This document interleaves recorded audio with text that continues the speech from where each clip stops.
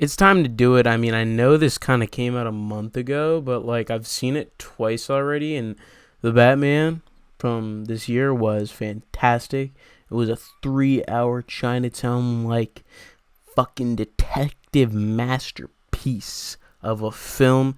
I was just glad about the ending. I was glad about the deleted scene that released. Barry Keoghan is gonna be awesome as the Joker, and really mirrors that of the Killing Joke storyline. Really like that. And let's get into it. Let's do a tier list of all the Batman films. Let's start with Batman 66. I really enjoyed this as a kid, but it's kind of like watching an iCarly episode. You liked it as a kid, but now it's really hard to watch. I'm going to go with an okay on this one. That's how it's got to be.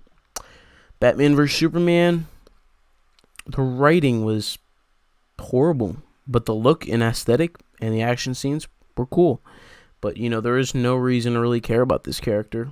And he was kind of just an asshole who wanted Superman dead, which is unlike Batman. Batman's about, serving the common good. He probably should have worked with him and, talked to him about his issues and stuff like that, if that makes sense. And honestly, it's a very bad film. I'm just going to say that. When I first watched it, I thought it was cool because I was kind of, I didn't know what I was talking about. But I'm going to call this bad.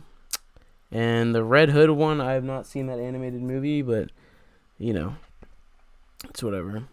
Justice League Zack Snyder version, not a bad film. I'm going to call this okay. Not all it's hyped up to be. It's fun, but, there's better characters set up in this film. Cyborg was very good in Justice League. I'm just saying that he's sort of well set up in this film, but, there's more interesting Justice League characters than Batman in this. And that's a shame. That's really a shame. Might as well put the other... I'm going to put the other Justice League, the non-Zack Snyder one on the bad one because that was horrible. But, Mask of the Phantasm, I remember being excellent and brilliant, and I love the villain, and I honestly think that it's one of those villains that you can't recreate. I mean, you could, but, it wouldn't have that much of an emotional impact as, the animated movie. Kevin Conroy is brilliant, probably one of the best Batmans ever made, ever performing, ever. And I'm going to put this as great. Batman Begins, I'm going to put as amazing because there's just so many goosebumps moments in this. And the training, it's a very motivating movie. There's not a lot of movies that are released that are just fucking motivating. And I'm going to have to say this was it's an uplifting Batman film. And, a lot of them Batman films are very dark. And honestly, that's why I'm going to put the Dark Knight as great. Because, I mean, it's not really that, uplifting. It's still very good. It's emotionally awesome, but the influence from this and from other movies before it is sort of like everyone says this influences things, but really it mirrors a lot of Heat. I'm not saying it's a bad thing. I'm saying it's an awesome thing, but I'm just saying Batman Begins I've always kind of liked better, and honestly I like The Dark Knight Rises better than The Dark Knight. People call that an unpopular opinion, but I really don't care. That's just really how I feel. The Lego Batman movie, really good. The relationship between Batman and the Joker in this film, awesome. And Batman Returns, I'm gonna have to put this as good. I remember it just being weird to watch this as a kid, and I don't really know what to think of it, but it was good to watch as a kid. It really matured me a bit. Batman Forever, bad. And I there's not much to even say on these clusterfucks of films. Honestly, the first Batman one, I'm going to put this as good. I think it was well set up, but, I don't know.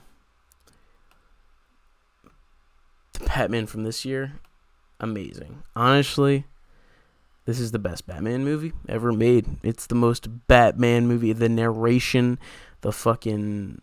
It's awesome. It really... Because it really just seems like a Batman comic. It really seems like a Frank Miller type of shit. It really seems like a fucking Scott Snyder version of Batman. It's very Scott Snyder, very, Frank Miller, and those are the two best writers of any Batman, storylines in the comics, and honestly, that's why I love it so much.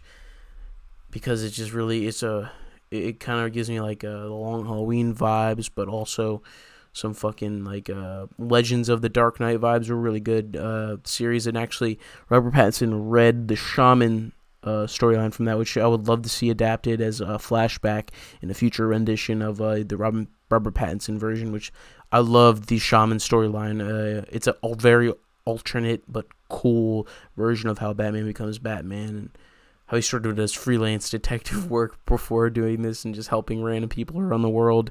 And I fucking loved this movie, and I think that there's so much potential for this to even be better, and that would be fucking awesome. I'm so hyped to see more renditions, and honestly, I want him to do like 15 of these fucking Batman movies.